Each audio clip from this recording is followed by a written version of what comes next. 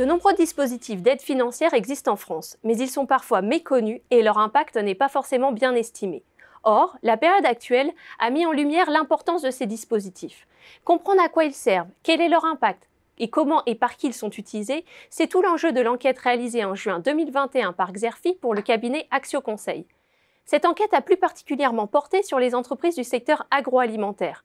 Les directeurs financiers et directeurs généraux d'environ 3000 entreprises du secteur, dont 80% de PME et 20% de grandes entreprises, ont été interrogés au sujet des subventions non remboursables perçues dans le cadre d'investissements productifs réalisés au cours des 3 dernières années. Il s'agit d'investissements tels que l'achat de lignes de conditionnement ou de transformation, la construction ou extension de sites industriels. Les enseignements de cette enquête sont particulièrement intéressants. Le premier enseignement est la part réduite d'entreprises ayant perçu des aides financières.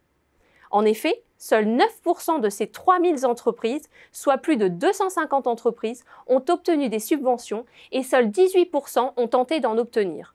On peut donc se demander pourquoi n'y a-t-il pas plus d'entreprises qui sollicitent ces aides. Pour la majorité des DAF et DG interrogés, ils estiment ne pas en avoir besoin.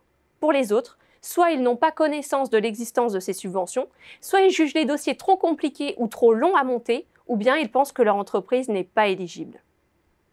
Deuxième enseignement de l'enquête, ce sont les nombreux effets positifs de ces subventions pour les entreprises. Amélioration de la productivité et des conditions de travail, fidélisation des équipes ou plus grande attractivité de l'entreprise, meilleure qualité des produits, mise en place d'une démarche RSE et j'en passe, les bénéfices sont multiples. On peut d'ailleurs insister ici sur l'amélioration des conditions de travail ou sur la fidélisation des équipes quand on sait à quel point les entreprises du secteur agroalimentaire ont du mal à recruter. Autre impact positif de ces subventions, celui sur l'écosystème local et les filières agroalimentaires. Au-delà des emplois créés, les entreprises interrogées citent en premier lieu le recours à des entreprises locales pour la construction ou l'achat d'équipements. D'autres entreprises voient dans ces subventions le moyen de faire connaître la région, de contribuer à la transition écologique, d'augmenter les volumes d'approvisionnement locaux, de signer de nouveaux contrats avec l'amont ou l'aval. Le troisième enseignement qui ressort de cette enquête est la préférence pour la subvention non remboursable au détriment d'autres formes de financement comme les prêts à taux zéro ou les crédits d'impôt. En effet, bien que le montant soit inférieur, pour 66% des entreprises ayant perçu des aides financières, la subvention reste la plus intéressante car elle impacte directement le coût des investissements. Un enseignement important à l'heure où l'on parle beaucoup des prêts garantis par l'État et de leur mode de remboursement.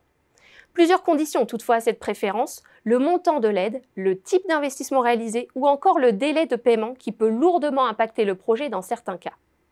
Au final, la quasi-totalité des entreprises ayant perçu des subventions reconnaissent que ces dernières leur ont permis de mener à bien un projet plus ambitieux ou de gagner du temps dans sa réalisation. Pour qu'elles soient efficaces, ces subventions doivent cependant être bien calibrées, adaptées au projet et surtout venir au bon moment.